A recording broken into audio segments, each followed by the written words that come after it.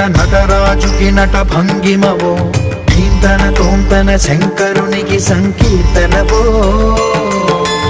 ఈశ్వరుడే అనునిత్యం తనలో తలచుకునే ఓంకారమువో శివ హృదయం కరిగించే ఆ పంచాక్షరివో నీ మదిలో